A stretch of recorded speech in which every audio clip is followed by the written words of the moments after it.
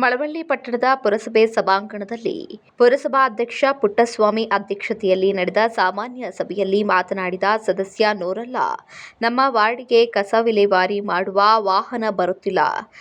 ಬರೀ ಹೆಸರಿಗಷ್ಟೇ 24 ಗಂಟೆ ಬರ್ತೀವಿ ಅಂತಾರೆ. ದಿನಕ್ಕೆ 1 ಗಂಟೆ ಕೂಡ ಅವರು ಬರೋದಿಲ್ಲ.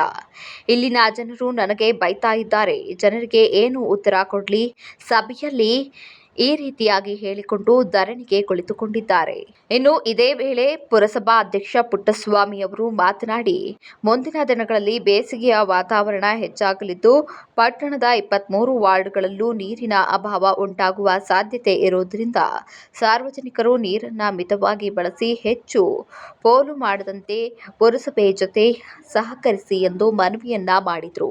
ಇನ್ನು ಸ್ಥಾಯಿ ಸಮಿತಿ ಅಧ್ಯಕ್ಷ ಕೃಷ್ಣ ಮಾತನಾಡಿ, ಹೋಳಿ ಹಬ್ಬದ ಬಾತ್ ಪ್ರಕರಣ ನಡೆದಿದ್ದು, ಈ ಸಂಬಂಧ ಆರೋಗ್ಯ ನಿರೀಕ್ಷಕರು ಪಟ್ಟಣದ ಹೋಟೆಲ್ಗಳಿಗೆ ಭೇಟಿ ನೀಡಿ ಪರಿಶೀಲನೆಯನ್ನ ನಡೆಸಬೇಕು. ಒಂದು ವೇಳೆ ಹೋಟೆಲ್ನಲ್ಲಿ ಸ್ವಚ್ಛತೆ ಕಾಣದಿದ್ದರೆ ಕೂಡಲೇ ಕ್ರಮ ಕೈಗೊಳ್ಳುವಂತೆ ತಾಕೀತು ಮಾಡಿದ್ದಾರೆ. ಇನ್ನು ಪುರಸಭೆಯಲ್ಲಿ ಪುರಸಭಾಧ್ಯಕ್ಷ ಪುಟ್ಟಸ್ವಾಮಿ, ಉಪಾಧ್ಯಕ್ಷ ಬಸವರಾಜು, ಸ್ಥಾಯಿ ಸಮಿತಿ ಅಧ್ಯಕ್ಷ ಕೃಷ್ಣ ಹಾಗೂ ಮುಖ್ಯಾಧಿಕಾರಿ ನಾಗರತ್ನ ಸೇರಿದಂತೆ ಮತ್ತಿತರರು ಭಾಗಿಯಾಗಿದ್ದರು.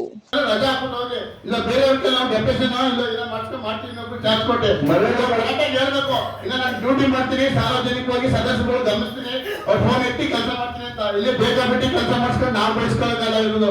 ಅವ್ರು ಮಾಡ್ತಾರ ಇಲ್ಲ ಇಲ್ಲಿ ಮೀಟಿಂಗ್ ಕೇಳಿ, ಇಲ್ಲ ಅವ್ರಿಗೆ ರಜೆ ಕೊಡಿ, ಅವ್ರ ಕಡೆ ರಜೆ ಮೇಲೆ ಹೋಗಿ. ನಿಮ್ ಫೋನ್ ಎಲ್ಲ ಮಾತಾಡಿದ್ದು ಅಧ್ಯಕ್ಷರು ನಾವು ಬರೀ ಅವ್ರು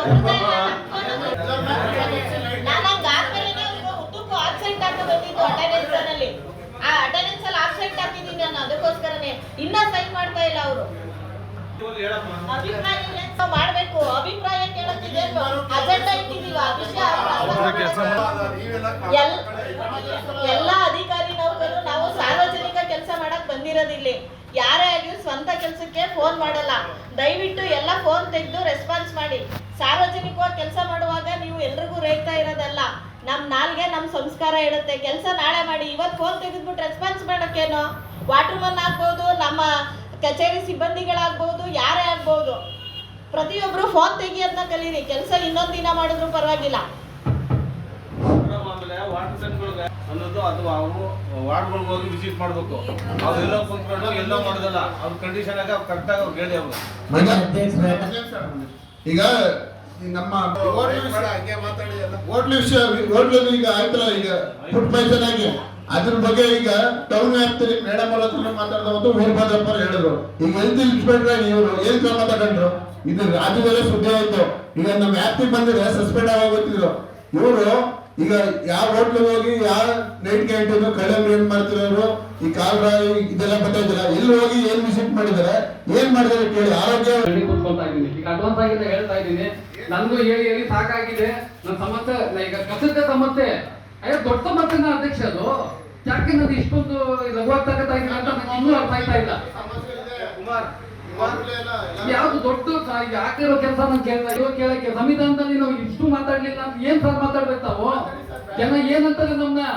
ಬೆಳಗ್ಗೆ 5 ವಾರ್ಡಿಂದ ಓಡಾಡ್ಬೇಕು ನಾವು. ಬಂದ್ ಕದ್ದು ಕೇಳ್ತಾರೆ, ಪಪ್ಪ ಇದೆ ಪುಣ್ಯಪ್ಪ ಬಂದ್ ನೋಡ್ಬಾ, ಕಸ ನೋಡ್ಬಾ ಅಂತಾರೆ. ಈಗ ನಮ್ಗೆ ನೀರು ಸಮಸ್ಯೆ ಇದೆ ಸರ್, ನೀರೊಂದು ಬಗೆಹರಿಸ್ಕೊಡಿ. ನಮ್ಗೆ ಸೈಕಲ್ 1 ಗಂಟೆ ಟೈಮ್ ನೀರು ಕೊಡಿ. ಅಧ್ಯಕ್ಷ 24 ಗಂಟೆ ಟೈಮ್ ನೀರು ಅಂತ ಕೊಟ್ಟಿರೋ 24/7 ಅಲ್ವಾ ಅಧ್ಯಕ್ಷ?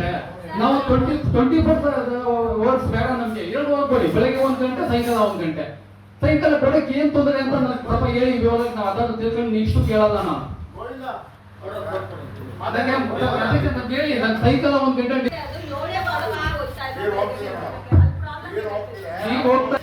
ಈಗ ನಮ್ಮ ಸೈಕಲ್ ಕೊಡಿ 1 ಗಂಟೆ.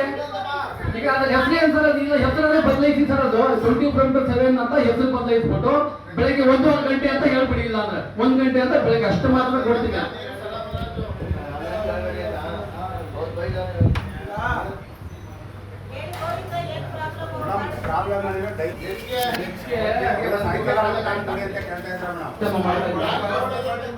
ಏನಾದ್ರು ಮಾಡಿ